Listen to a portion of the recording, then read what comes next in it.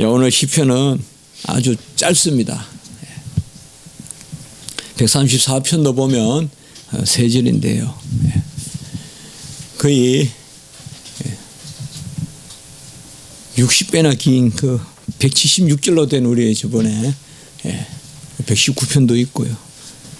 그러나 웬일로 이 세 편이 그렇게 짧게만 느껴지는 것이 아니라 이 하나님의 말씀이 온전히 역사하시는 말씀이 하나님이 우리에게 베푸시는 그런 큰 은총의 말씀이라는 것을 기억하면서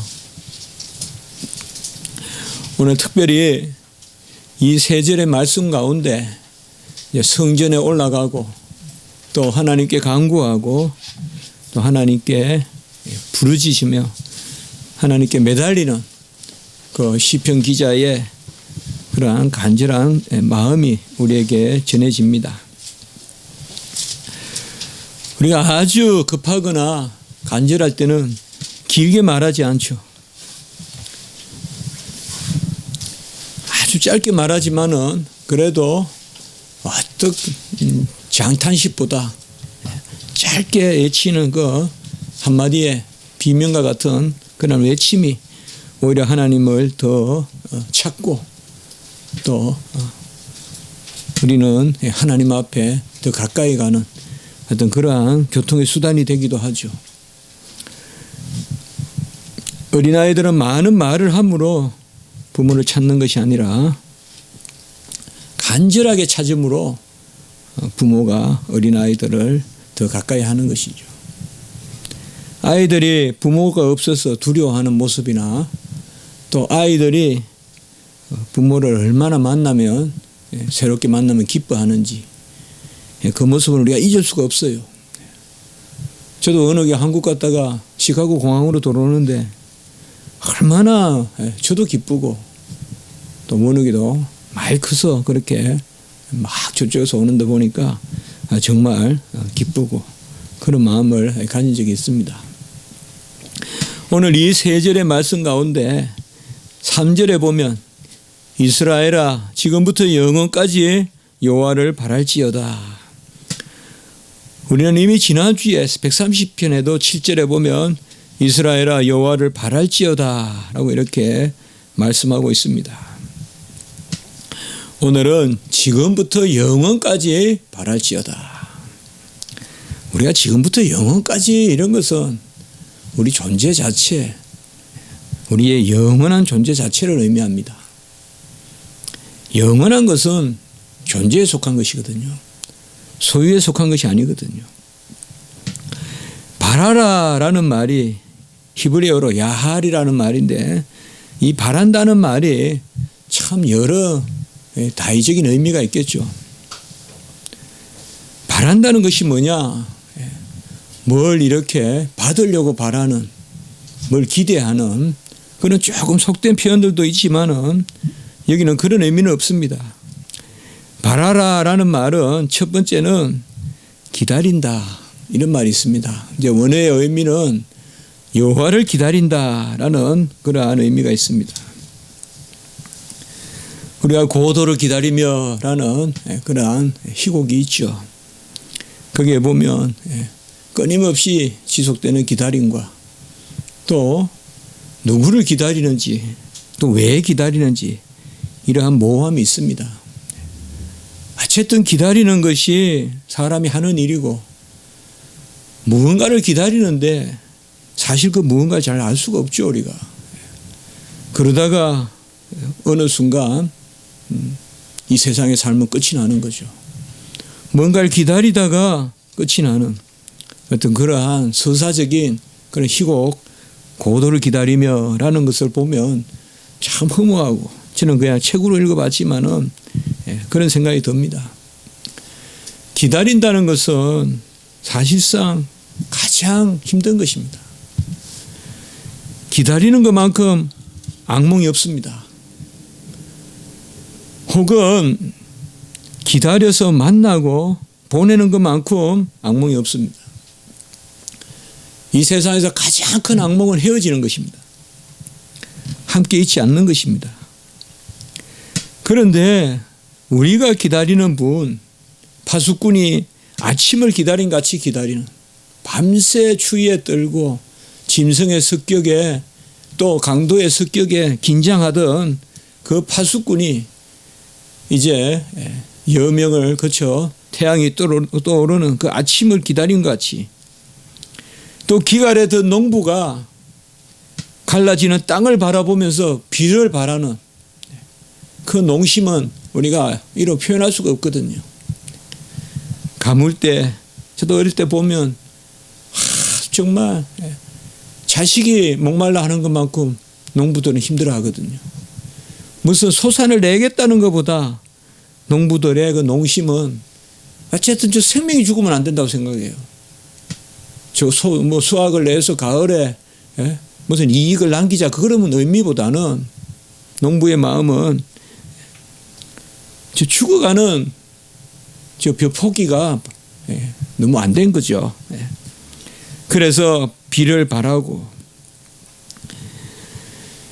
오늘 여기 기다린다는 것은 파수꾼이 아침을 기다리고, 이건 지난주에 나온 말씀이죠. 또 우리가 일상에서 보고 볼 수 있는 기갈에 든 원래도 우리 땅이 많이 가물었지만 가뭄에 든 땅이 비를 기다린, 그 누굴 기다리냐? 우리는 여호와를 기다린다 이 말입니다. 여호와를 기다린다. 지금부터 영원까지 우리는 대상이 중요해요. 여호와를 바랄지어다. 우리는 바란다는 동사에 어떤 의미를 부여해도 의미를 가질 수가 없어요. 무엇을 기다리느냐가 중요해요. 우리는 여호와를 기다립니다. 누구를 기다리느냐, 무엇을 기다리느냐, 그것이 기다림의 의미를 확정한다고 볼 수 있죠. 아무리 간절히 기다려도 그 기다림이 신기루와 같다면, 잠시 있다 사라지는 안개와 같다면 그건 허무할 뿐이겠죠. 실컷 기다려서 잡았는데 그냥 손을 다시 싹 빠져나가는 그런 신기루와 같은 그런 것은, 우리가 기다리는 것이 얼마나 허무합니까? 그런 기다림이 얼마나 많아요. 어떻게 보면 우리 생애가 다 이런 기다림이 있죠. 열심히 공부해서 뭐가 되겠다는 것도 어떻게 보면 크게 보면 기다림이죠. 무엇을 해보겠다. 우리는 여호와를 기다리는 것입니다. 알 수도 없고 잡히지도 않는 그런 막막한 그런 고도를 기다리는 것이 아니라 우리는 여호와를 기다리는 것이다. 두 번째, 기다린다는 것은 간청을 의미합니다. 우리는 누구를 기다리느냐, 그것을 금방 이야기했습니다. 여호와를 기다립니다. 우리가 여호와를 기다리는 것은 다른 것이 아닙니다. 여호와에게 의지하고 여호와께 간청하고 간구하고 모든 것을 여호와께 맡기고, 또 멀어진 것은 회복시키기 위해서 여호와를 기다립니다. 구약의 이스라엘 백성들은 이 여호와가 오실 것을 기다리는데 그 정점이 바로 메시아 사상입니다. 구약의 이스라엘 백성은 그 하나님의 아들이 사람의 아들로 이미 영원히 영존하시는 제2위 성자 하나님이 사람의 아들로 오실 것. 그래서 하나님이 오시는데 사람의 아들로 오신다 이 말이에요. 하나님이 오시는데, 자기 자신이 오시는데 아들을 보내신다 이 말이에요. 아버지와 아들은 하나이시니까, 아버지와 아들은 전혀 동일한 한 분이시니까 아들이 오시면 하나님 자신이 오시는 방식이에요. 우리는 하나님 성부를 안을 수는 없거든요. 그러니까 하나님이 우리를 안으시려고 성자를 보내시고 성자를 사람으로 보내시죠. 오랜 기다림, 특별히 말라기 선지자의 그러한 사후에는 400년 이상 예언도 거치고 더 이상 선지자도 없고 막막한 시대에 가장 큰 학살 같은 거는 많이 일어나고 안티오코스 에피파네스라든지 그런 흉악한 사람들이 나타나고 얼마나 힘든 일을 겪었습니까? 기다림은 바로 회복을 시키는 것, 우리를 온전케 하는 것입니다. 우리가 학개서에 보면 학개는 성전에 관한 환상을 봤잖아요. 학개와 스가라는 바로 느헤미야 성전을 다시 스룹바벨 성전, 느헤미야는 성벽이죠. 스룹바벨 성전을 짓는 그 환상을 보잖아요. 궁극적으로 그 환상은 바로 예수 그리스도가 성전 되심을 보는 거잖아요. 그래서 학개서와 스가랴서는 성전에 대한 말씀을 담고 있지만 가장 예수 그리스도에 대한 말씀이 또 아주 깊게 나오거든요. 학개서와 스가랴서에.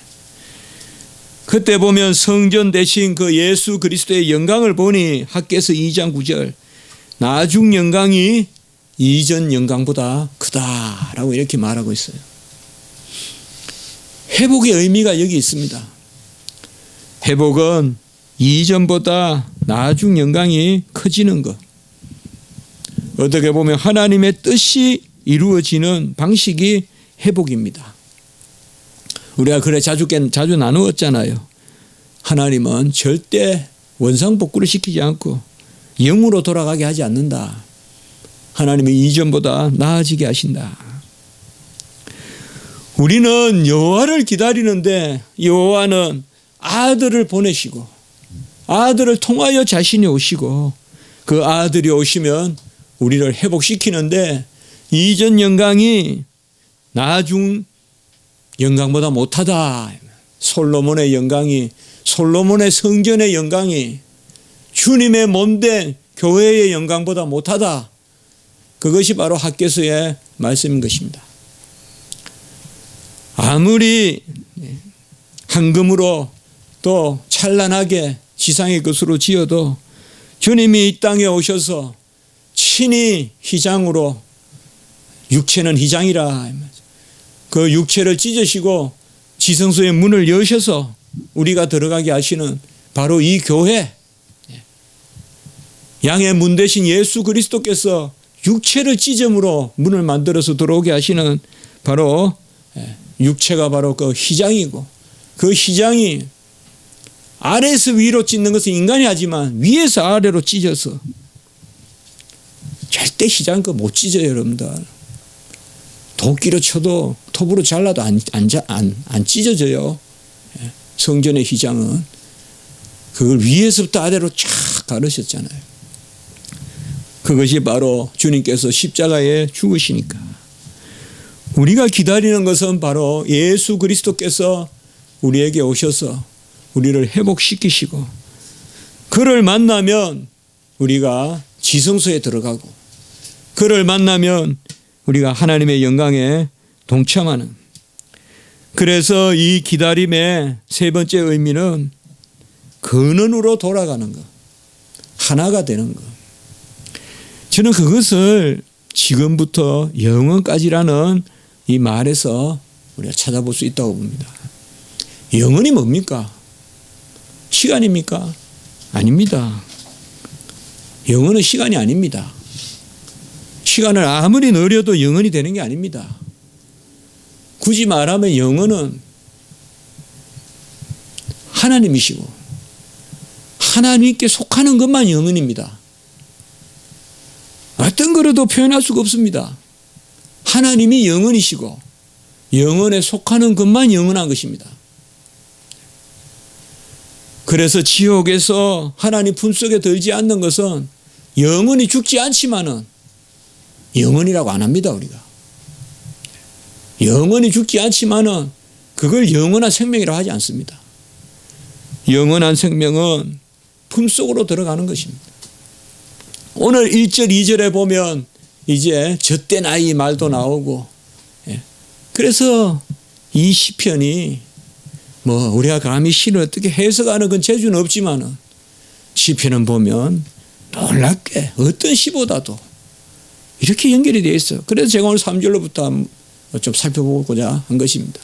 이미 지난 주에 바로 7절에 이스라엘아 여호와를 바라라 라고 나오기 때문에 지금부터 영원까지 이것은 결국 존재에 관한 이야기고 우리 자신에 관한 이야기고 그것은 무엇을 주어서 되는 게 아니라 요한복음 1장 18절에 아버지 품속에 독생하신 하나님이 나타나셨느니라. 바로 우리 예수 그리스도께서 영원히 아버지 품속에 독생하신 성자 하나님이신 것과 같이 우리도 하나님의 품속에 거하는 것, 하나가 되는 것, 그것이 지금부터 영원까지 여호와를 바란다. 이 바람이 없이는 우리가 믿음이 없죠. 그래서 믿음은 소망의 실상이다. 바라는 것들의 실상이다. 히브리서 11장 1절에 그렇게 말씀하고 있습니다. 그리고 우리는 소망의 닻을 또 내려야 되고요. 바라는 것이 없는 믿음은 사실상 대상이 없는 믿음과 같죠. 무엇을 기다리는지도 모르는 그 기다림이죠. 주님은 우리에게 오셔서 아버지를 드러내시고 나로 말미암지 않고는 아버지께 나아갈 자가 없고 거룩하게 하시는 분과 거룩함을 입은 우리가 다 한 근원에서 난지라. 주님이 이 땅에 오셔서 주님과 우리가 한 근원에서 난지라.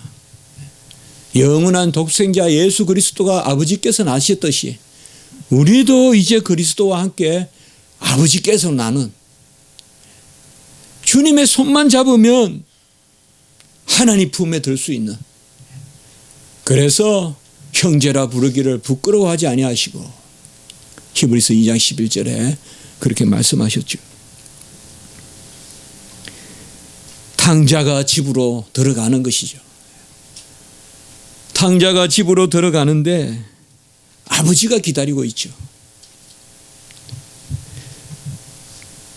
저는 성경에서 매번 처음에 조금 감사할 때는 내가 뭘 하고 있다는 걸 깨달을 때입니다. 내가 영접했다는 거, 또 내가 기다린다는 거. 그러나 분명히 그 다음에 한 단계가 더 있어요. 하나님이 영접한다는 거죠. 하나님이 기다리신다는 거죠. 탕자가 얼마나 집이 그리웠겠어요. 탕자가 얼마나 집에 돌아가고 싶었겠어요. 그러나 정작 탕자보다 더 기다리고 있는 분은 바로 아버지죠. 아버지죠. 그래서 결국은 우리의 기다림도 아버지의 기다림이에요. 굳이 만남이 있다면 우리의 기다림이 그 조건이나 공로가 되는 게 아니라 아버지가 우리를 기다리신다 이 말이에요. 영접하는 자 그 이름을 믿는 자는 하나님의 자녀가 되는 권세를 주셨는데 그 영접도 혈통으로나 육적으로나 사람의 뜻으로가 아니라 하나님께로 난 자들이라. 요한복음 1장 12절 13절에 말씀하듯이 영접도 우리가 하는 것이 아니잖아요. 우리가 뭔가를 한다 할 때 우리는 정말 기뻐요. 하나님과의 관계에서 인간이 뭐를 한다는 것이야말로 기쁜 일이죠. 그러나 그 너머가 있다는 거죠. 결국 하나님이 하신다는 거죠. 하나님이 영접하시는 거고 하나님이 우리를 기다리는 거예요. 기다림에 있어서조차 하나님이 하시는 것이다. 그것을 특별히 이스라엘아라고 이렇게 말하고 있습니다. 우리가 지난주에도 보면 이스라엘아 여호와를 바랄지어다. 이렇게 이스라엘이라고 한 것은 언약의 백성들, 좀 더 이러한 일들이 역사적으로 일어난다는 것입니다.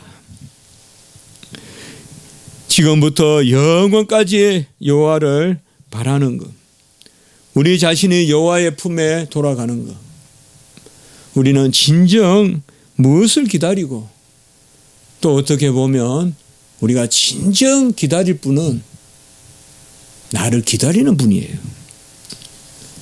나를 기다리는 분을 우리는 기다려야 돼요. 그게 하나님이세요. 여호와세요. 여호와는 영원히 우리를 기다리세요.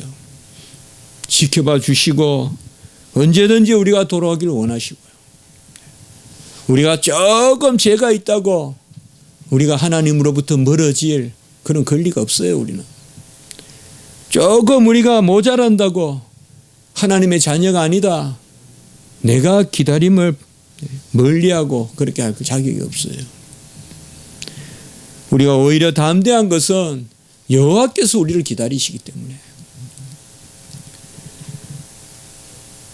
우리는 간혹 교만한 것도 문제지만 간혹 지나치게 나를 쓸데없이 비하시키는 것도 더 큰 문제죠.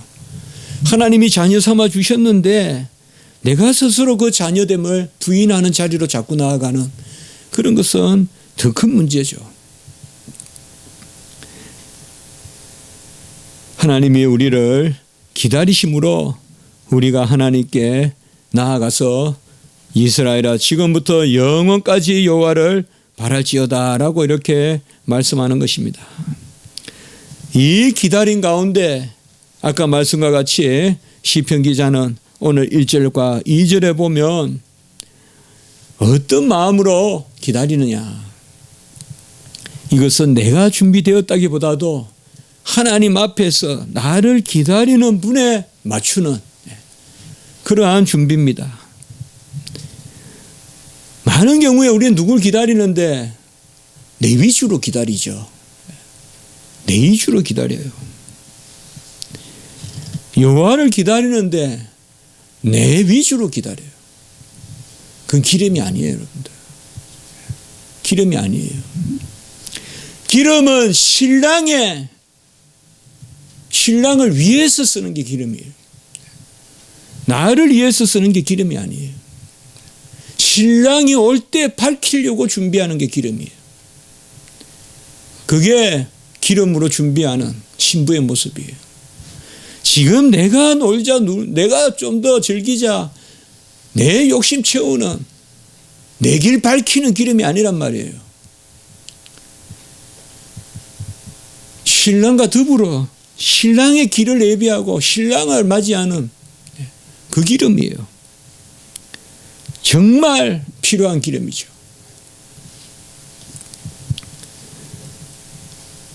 그것은 바로 오만하지 아니하는 마음과 교만하지 아니하는 마음과 오만하지 아니하는 눈이라고 오늘 1절에서 말하고 있어요. 우리는 어떤 마음으로 기다려야 되느냐? 내 마음이 교만하지 아니하고 내 눈이 오만하지 아니하오며 라고 이렇게 말하고 있습니다. 원어에 보면 교만하다, 이것은 높다는 말이에요. 내 마음이 높고 거만하고, 내 마음이 거만하지 아니하고 내 눈이 오만하지 않는다. 오만은 높다는 말이에요. 내 눈이 높지 아니하며, 룸이라는 그런 히브리어로 높다, 내 마음이 높지 아니하며 그렇게 되어 있습니다. 교만하지 않는 것은 무엇일까요? 진실한 것입니다. 거짓은 다 교만합니다. 거짓치고 교만하지 않는 거 없습니다. 거짓에 겸손 없습니다. 거짓은 교만한 겸손을 뜰 뿐이지 겸손은 다 진실한 것입니다. 그래서 교만은 패망의 압이고 마귀 사탄은 우리 인간을 교만하게 만드는데 거짓의 압인 거예요. 우리 안에 거짓이 자꾸 들어오게 만들어서 교만하게 만들어서 패망하게 하는 거예요. 그게 마귀 사탄이 하는 일이에요. 마귀 사탄은 항상 달콤하게 하여 거짓으로 너는 돼, 너는 할 수 있어, 너도 하나님같이 될 수 있어, 왜 하나님만 아는 것이 있어, 너도 하나님같이 알아야지, 선과악을 알게 하는 그 나무를 먹어봐, 이렇게 자꾸 우리를 유혹하는 거죠. 교만하지 아니한 것은 다른 것이 아닙니다. 진실한 것입니다. 마땅히 된 바를 넘어서지 않는 것이 교만하지 않은 것입니다. 같이 합시다. 말씀과 은혜의 울타리에 절거히 머물자. 말씀과 은혜의 그 펜스에 절거히 머물자. 칼빈이 이런 표현들 많이 쓰거든요. 말씀의 울타리 안에 절거히 머물자. 또 말씀의 재갈을 먹이자. 뭐 이런 표현을 많이 써요. 교만하다 아니다 청량하기 어려워요. 좀 더 고개 좀 숙이고 인사 잘하고 하면 뭐 겸손하게 보일 수도 있어요. 그러나 중요한 것은요, 진실의 문제예요. 진실한 사람은 겸손한 거예요. 진실한 사람은 남을 향해서 돌을 못 들어요. 못 던져요. 진실한 사람은 절대 교만할 수 없어요. 절대 교만할 수 없어요. 자기의 들보를 보기 때문에. 내 마음이 교만하지 아니하다는 것은 주님의 주신 은혜 가운데 내가 거한다. 주님께서 나를 나되게 하신 그 가운데 내가 있다. 나의 비천함과 미련함과 여호와의 오래 참으심과 베푸심을 함께 볼 수 있는 사람이라면, 성도라면 어찌 교만할 수 있겠습니까? 저도 신학교 들어오기 전에는 딴 세계를 살았던 것 같아요. 제가 정치에도 관심이 많았거든요. 그리고 누구를 많이 좋아한 적도 있었고요, 정치인을. 근데 지금 생각해 보면 그때를 내가 살았던가 싶어요. 제가 미국에서 공부할 때 그때 시카고를 들린 적이 있어요. 지금 박영실 교수님이란 분이 오라고 해서. 그래 가니까 밤 10시나 돼서 빙빙 돌다가 눈을 떠보니까 23이라는 게 하나 떡 적혀져 있어요. 그곳에 한 곳에 이제 데려다 주는 거예요. 마이클 조단 집이에요. 하얀 집인데 그 앞에 그 넘버 있잖아요.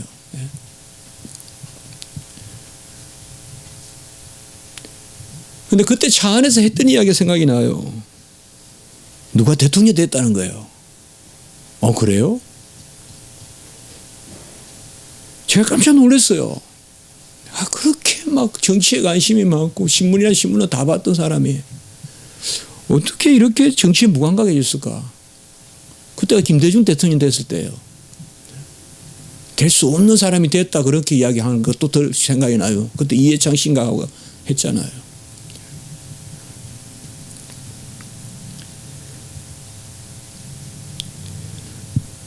우리가 하나님을 만나고 하나님을 영접하면요, 뭐 정치적인 판단이라거나 정치적으로 누구를 미워한다거나 또 더 좋아한다거나 이런 마음들이 다 유해지는 것 같아요.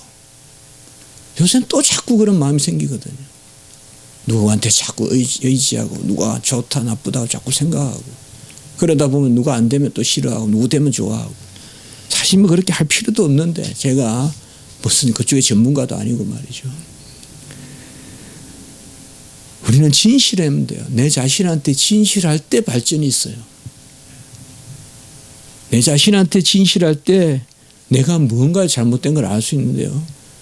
남 속이는 거는 그렇게 큰 피해가 없어요. 나를 속이는 건 더 큰 피해가 있어요. 나를 속이면 남을 속이다 보면 이제 나를 속여요. 남을 속이다 보면요, 내가 된 것 같아요. 남을 속여서 남이 나에게 인사해주고, 남을 속여서 남이 나에게 너 잘한다 잘한다 해주고, 너 괜찮다, 너 예쁘다, 너 괜찮은 인간이야 자꾸 이야기해 주다 보면 이제 나에게 속아요. 그러다가 그 다음 단계가 뭔지 알아요? 하나님을 속여요. 기도 안 해요. 내가 된 줄 알아요. 시키면 다 지키고 사는 줄 알아요. 1년 내내 회개하면 안 해요. 이게 교만이에요. 이게 영적 교만이에요. 교만은 진실하지 않은 거예요. 내 마음이 교만하지 아니하며, 여호와를 바라는 첫째 마음입니다. 진실한 겁니다. 내가 죄인 중에 괴수라고 하는 사도 바울은 괜한 어떤 수사를 썼을까요? 저는 진심이라고 생각합니다. 진실한 마음이에요, 그게. 그게 겸손이에요. 내가 죄인 중에 괴수다. 누구라도 그렇게 고백할 수밖에 없잖아요. 내가 나를 보면. 그렇지 않아요. 저도 살 설교단에 설 수 없는 사람이에요. 그리고 내 눈이 높지 아니하다, 이 말이야. 저 오만하다고 했지만은 대꾸를 하려고 이렇게 번역을 한 것 같은데, 내 눈이 높지 아니하며, 내 눈이 오만하지 아니하며, 우리는 내려보지 맙시다. 다른 사람을 내려보지 맙시다. 깔보지 말고 항상 좋은 뜻에서, 눈을 치켜 뜬다는 나쁜 뜻이 아니라 좋은 뜻에서 위를 앙망하는 그런 모습으로 눈을 듭시다. 내 눈을 들어 사방을 보고 천지를 보고, 내 눈을 들어 산을 보고, 내 눈을 들어 여호와를 보는 겸손한 눈이옵니다. 제가 설교문에 이렇게 한번 적어봤어요. 같이 한번 해볼까요? 담으려는 눈보다 당기려는 눈을 즐거워하신다. 내 속에 담으려 하지 말고 하나님 속에 당기려고 자꾸 보세요. 하나님을 내 속에 자꾸 담으려 하지 말고 내가 하나님께 하나님 눈에 내가 당기는 그 시선을 맞춰야죠. 전부 내 기준으로, 내 이 시선으로 모든 것을 흡수하려고 하고, 내 관점으로 모든 것을 다 해석하려고 하고, 내가 좋으면 다 좋고 내가 싫으면 다 싫고, 그게 아니라 나는 누군가에게 당겨야 되는 존재고, 내가 당기는 시선,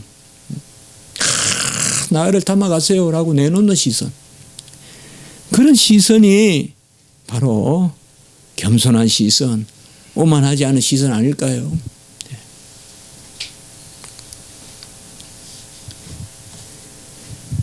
그 가운데 아까 말씀같이 이게 바로 겸손이고 진실이죠. 내가 큰 일과 감당하지 못할 놀라운 일을 하려고 힘쓰지 아니하나이다 라고 이렇게 말하고 있습니다. 내가 큰 일과 감당하지 못할 놀라운 일을 안 한다. 우리는 갈렙과 같이 이산지를 주소서 계속 이런 기도로만 하지만 큰 일을 안 한다. 감당하지 못할 일을, 놀라울 일을 하리 않으려고 힘쓴다. 이런 말은 잘 안 하잖아요. 이런 기도도 잘 안 하고. 하나님이 우리를 가장 큰일 시킬 때는 뭐냐면 하나님이 큰일을 할 때예요. 우리가 시편 126편 전에 말씀을 나누었죠. 126편. 울며 씨 뿌리는 자는 기쁨으로 단을 거두고. 그거 잠깐 볼까요? 우리가 한 페이지만 넘기면 나올 거예요. 아마 126편 시편 126편. 우리는 5절을 기억하죠. 5절 6절 한번 같이 읽어볼까요? 너무나 잘 암송되는 구절이죠. 126편 5절 6절 시작. 눈물을 흘리며 씨를 뿌리는 자는 기쁨으로 거두리로다. 울며 씨를 뿌리러 나가는 자는 반드시 기쁨으로 그 곡식단을 가지고 돌아오리로다. 여기에 눈물을 흘리며 씨를 뿌리고 울며 씨를 뿌린다는 말은 어렵고 힘든 가운데서도 노력한다. 일단 틀리지 않은 해석이에요. 그러나 이게 가장 중요한 해석은 아니에요. 이것은 고진감래를 가르치는 게 아니에요. 내가 열심히 했으니까 가을에 수확한다는 걸 가르치는 그런 인과관계의 법칙을 이야기하는 게 아니에요. 그 위에 3절 한번 읽어봅시다. 3절 시작. 여호와께서 우리를 위하여 큰 일을 행하셨으니 우리는 기쁘도다. 이게 주제예요. 우리는 열심히 일하면 하나님이 갚으실 거예요. 틀리지 않아요. 그러나 그렇게 말을 하시되 그 너머를 봐야 돼요. 그 너머를. 열심히 일하면 하나님이 갚는다라는 말은 어떤 뜻으로 써야 되냐? 하나님이 열심히 하신다라는 의미에서 그렇다는 거예요. 내가 열심히 해서라는 의미가 아니라 하나님이 열심히 해서 우리가 열심히 하면 우리 얹혀가는 거예요. 그냥. 이 큰일이잖아요. 2절에도 보면 126편에 보면 여호와께서 그들을 위하여 큰일을 행하셨다. 가도르, great things, 큰일, 히브리어로 가도르. 골리앗이 크다 할 때 가도르, 큰일. 오늘 여기 말씀도 가도르. 오늘 131편도 큰일을 감당한다. 가장 큰 일이 뭡니까? 예수님이 우리를 위하여 죽으시고 부활하신 거죠. 그래서 오순절에 성령을 받았을 때 사람들이 막 방언을 했죠. 로마어로 막 구브로어로 막 페르시아어로 막 했죠. 그때 그들이 뭘 했다? 하나님의 큰 일을 말하더라. 막 방언하는데 그 내용이 뭐냐? 예수가 죽으시고 부활하셨다는 거라는 거예요. 그게 하나님 큰 일이거든요. 오늘 말씀같이 우리가 큰 일을 하려고 애쓰지 아니하고 기이한 일을 하려고도 애쓰지 않는다는 것은 갈렙과 같이 이 마음이 있어야 큰 일이에요. 여호와 하나님이 힘써서 일하신다. 그래서 나는 애통하는 마음으로, 낮은 자의 마음으로, 빈 마음으로, 하나님 앞에 어린아이와 같은 마음으로 나는 나선다. 그게 큰일 하는 거다 이 말이에요. 큰일 한다고 큰일 하는 게 아니라 여호와께서 큰일을 행하신다.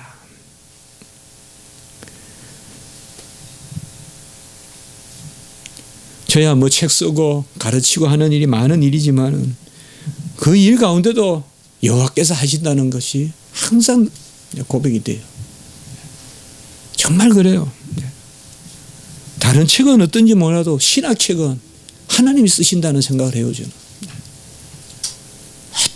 어떤 그렇게 정말 말씀과 기도로 거룩해지는데 오늘 이제 출판사로 책을 넘겼거든요. 그 꼭 이제 아까 오면서 차에서 헤아려 보니까 9개월인가 썼어요. 그때 가장 어려움을 겪었을 때 여러분들 아시잖아요. 마치 제가 말하지 않지만 힘들지 않겠어요. 근데 하나님은 그때 책을 쓰시게 하셨어요. 그 일이 없었으면 책 못 써요. 정말 못 써요. 분명히 못 써요. 근데 하나님이 그렇게 책을 쓰시게 하셔서 어쨌든 또 책을 그렇게 일단은 출판사에 보내게 하시고 여호와께서 하시지 이 일만큼은 내 재주로 어디까지 이렇게 생각하지만요 지나고 보면 여호와의 작품이에요. 여호와의 작품이에요. 세상 만물, 나무, 하늘, 별도 하나님이 주장하시는데 함께 자녀된 우리 성도들을 어찌 여호와께서 여호와의 열심이 아니라 우리의 일로 하도록만 놔두시겠어요. 내가 큰 일과 감당하지 못할 놀라운 일을 하려고 힘쓰지 아니한다. 여기에서 웬일로 우리는 시편 기자가 큰 일을 하는 사람같이 느끼지는 그저 아무 일도 하지 않는 그러한 구석진 곳에 후미진 곳에 있는 그런 사람같이 안 느껴지죠.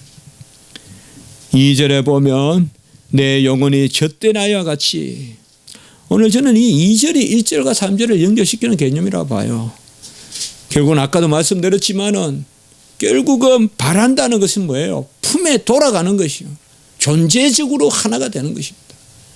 그것이 바로 뭐예요? 가장 근접하게 표현한다면 어머니 모태에서 나자마자 함께 있는 그 모습이라고 볼 수 있겠죠. 물론 뱃속에 있을 때의 모습이라도 볼 수 있지만 하나 되면 이미 이 땅에 한 존재로 태어난 이상은 어머니 모태에서 젖된 아이가 있는 것 같이 가장 근원에 가까이 있으면서 쉬는 모습, 그것이 바로 여호와를 바라는 모습이다. 오늘 말씀을 우리가 통하여서 2절에 고요하고 평온하게 되시기를 바랍니다. 내 영혼이 고요하고 평온하게. 무슨 많은 일들을 감당하더라도 하나님 앞에 고요히 기도하시고 하나님 하십시오. 통하여 하십시오. 하나님이 큰일 하십시오. 종은 큰일 할 수도 없고 기이한 일을 하고 싶은 마음도 없고 하나님이 하십시오. 그러면 그 일에 종이 사용되겠나이다. 그래서 고요하고 평온한, 여기 고요하단 말은 언어에 보니까요 벙어리란 뜻이에요. 벙어리. 입을 닥치고 있고, 평온하단 말은요 수평이에요. 보니까 언어로 그런 뜻이에요. 여기는 샬롬 그런 단어가 아니에요. 수평을 뜻해요. 그러니까 고요하고 평온한 영혼, 젖된 아이가 어머니 품에 있게 같이 했다라고 그렇게 말씀했습니다.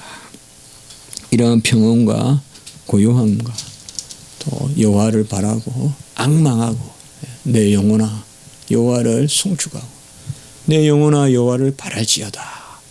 우리가 주야로 여호와를 바라는 그런 은혜가 있기를 함께 나눕니다. 기도드리겠습니다. 거룩하고 자비로우신 하나님 아버지, 우리를 자녀 삼아 주시고 우리를 낳으시고 오늘날 내가 너를 낳았도다. 우리를 낳으시고 우리가 예수 그리스도와 함께 자녀된 자로 함께 형제라 부르기를 부끄러워하지 아니하시는 그 평안과 고요함을 우리에게 허락하시니 감사합니다. 주여, 큰 일을 행하소서. 큰 일을 이루소서.